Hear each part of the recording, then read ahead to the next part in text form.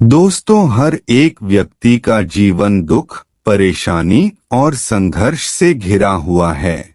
हर एक व्यक्ति के जीवन में ऐसा क्यों है? क्यों हर व्यक्ति के जीवन में समस्याएं हैं?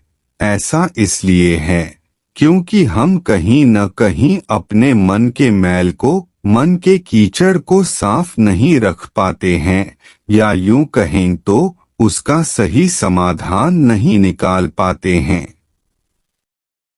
खैर, चलिए मैं आपको एक कहानी सुनाता हूँ। शायद आपको इस कहानी से इस सवाल का हल मिल जाए। एक गांव में एक किसान अपनी पत्नी और 2 बच्चों के साथ रहता था। वह किसान बहुत ही ज्यादा परेशान रहता था। वह अपने 2 बच्चों और अपनी पत्नी की जरूरतों को पूरा नहीं कर पाता था। शायद यही उसकी परेशानी की सबसे बड़ी वजह थी। समय बीतता गया, उसकी परेशानियां परिवार की जरूरतों के साथ बढ़ती ही जा रही थी। वह दिमाग से और मन से बहुत अशांत रहने लगा था। कहीं न कहीं वह बहुत ज्यादा दुखी हो गया था, अपने परिवार की जरूरतों को पूरा नहीं कर पाने की वजह से। एक दिन उसने यह फैसला लिया कि वह अपने घर को, अपने परिवार को, अपने बच्चों को छोड़कर कहीं दूर चला जाएगा। और एक रात वह अपने परिवार को, अपने बच्चों को, अपनी पत्नी को छोड़कर घर से कहीं दूर चला गया। वह किसान चलता ही गया। चलते चलते रात से सुबह हो गई। वह किसान बस चलता ही जा रहा था, जैसे उसे समय का कुछ होश ही नहीं था। उस किसान की मन की पीड़ा इतनी ज्यादा थी कि उसके पैरों के छालों से बह रहा खून भी उसकी पीड़ा के आगे फीके पड़ गए थे। ना भूख की चिंता, ना प्यास की चाह, बस चलता ही जा रहा था। आखिरकार जंगल में चलते चलते उसका शरीर इतना ज्यादा थक गया कि वह एक नदी के किनारे जाकर गिर पड़ा। कुछ घंटों बाद उस किसान को होश आया। वह बेचारा इतना ज्यादा प्यासा था कि तुरंत वह नदी के पास गया। जैसे ही उसने पानी पीने के लिए हाथ पानी में डाला, उसे सामने नदी के उस पार कुछ लोगों का झुंड दिखाई दिया। उसने ध्यान से देखा तो उसे एक वृक्ष के नीचे एक महात्मा बैठे हुए नजर आए। वह तुरंत दौड़ के उनके पास गया और उनके पैरों पर गिरकर बोला कि हे महात्मा, मुझे अपनी शरण में ले लीजिए, मुझे अपना शिष्य बना लीजिए। महात्मा गौतम बुद्ध के शरण में आया हुआ कोई भी व्यक्ति कभी खाली हाथ वापस नहीं जाता। यह किसान तो केवल उनका शिष्य बनना चाहता था। महात्मा गौतम बुद्ध ने उसकी मनोदशा को देखते हुए उसे अपना शिष्य बना लिया। महात्मा गौतम बुद्ध और उनके शिष्य वहां पर केवल विश्राम कर रहे थे। उनका विश्राम भी पूरा हो चुका था।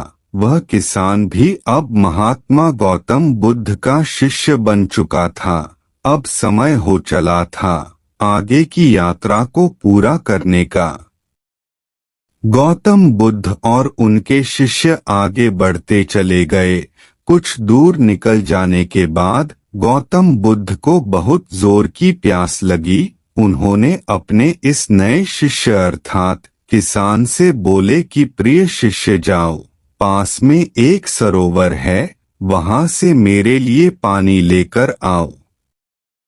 किसान बोला, जो आज्ञा गुरुवर। किसान सरोवर की तरफ चल दिया। सरोवर के पास जैसे ही किसान पहुंचा, उसने देखा कि उस सरोवर में बहुत सारे जानवर उछल कूद कर रहे हैं। वे सारे जीव जंतु किसान को देखते ही तुरंत वहां से भाग गए। किसान बहुत ही खुश हुआ और उस सरोवर की तरफ चल दिया पानी लेने के लिए। परंतु जैसे ही किसान ने सरोवर के पानी की तरफ हाथ बढ़ाया, उसने देखा कि पानी बहुत ही ज्यादा गंदा है। किसान निराश होकर वापस बुद्ध के पास आ गया। बुद्ध ने उससे पूछा, पानी कहाँ है? किसान ने दुख भरे शब्दों के साथ कहा, हे गुरुवर, मैं जैसे ही उस सरोवर के पास पहुंचा तो मैंने देखा कि उस सरोवर में काफी सारे जीव जंतु उछल कूद कर रहे हैं और उनके उछल कूद करने की वजह से उस सरोवर के जमीन के तल में बैठी हुई सारी गंदगी सड़े हुए पत्तों ने उस पानी में घुल मिलकर एक कीचड़ का रूप ले लिया था। यही कारण है कि मैं वह पानी लेकर नहीं आया, क्योंकि वह पानी नहीं कीचड़ हो चुका था। महात्मा गौतम बुद्ध उस किसान की बातों को समझ गए और मुस्कुराते हुए उन्होंने कहा कि मैंने तुमसे सरोवर का पानी मांगा था, मैंने यह नहीं कहा था कि पानी अगर गंदा हो तो पानी लेकर मत आना। उन्होंने अपने दूसरे शिष्य से अनुग्रह किया कि जाओ और सरोवर से पानी लेकर आओ। उनका दूसरा शिष्य निकल पड़ा पानी लाने के लिए और कुछ देर पश्चात वह पानी लेकर वापस आ गया। आश्चर्य की बात तो यह थी कि दूसरे शिष्य द्वारा लाया हुआ पानी बिल्कुल साफ था और उससे भी बड़ी असमंजस की बात यह थी कि सारे के सारे शिष्य बड़े ही आश्चर्यचकित हो गए कि यह करिश्मा कैसे हो सकता है, क्योंकि पहले शिष्य ने तो यह बताया था कि पानी कीचड़ हो गया था। महात्मा गौतम बुद्ध ने सारे शिष्यों को यह बताया कि जब सारे जीव जंतु उस पानी में उछल कूद कर रहे थे, तब उस दौरान उस सरोवर के पानी के तल में बैठी हुई सारी गंदगी, सड़े गले हुए पत्ते, सब ने घुल मिलकर कीचड़ रूपी पानी का रूप ले लिया था। परंतु जितने समय में पहला शिष्य किसान वापस आया और दूसरा शिष्य वापस गया, उतने समय में उन जीव जंतुओं के भाग जाने के पश्चात उस सरोवर का पानी धीरे धीरे शांत हो गया था। और जैसे जैसे सरोवर का पानी शांत होता गया, उस सरोवर के कीचड़ रूपी पानी में पड़ी हुई सारी सड़ी गली पत्तियां और मिट्टी धीरे धीरे शांत होकर उस सरोवर के तल में जाकर बैठ गए, जिससे उस सरोवर का पानी शांत होकर साफ हो गया। प्रिय शिष्यों, अगर उस सरोवर में किसी भी तरीके की कोई हलचल नहीं होती तो उस सरोवर की हर एक चीज जिसको जहां पर होनी चाहिए थी वह वहीं पर ही रहती।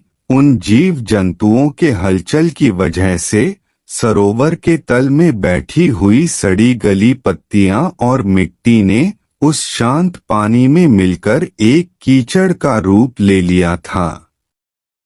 ठीक इसी प्रकार से हर एक व्यक्ति के जीवन में तरह तरह की समस्याएं, परेशानियां और कठिनाइयां आती है, जिसके वजह से हमारे मन में हलचल सी मच जाती है, हमारा दिमाग और मन अशांत हो जाता है। तत्पश्चात हम कोई गलत निर्णय अर्थात फैसला ले लेते हैं।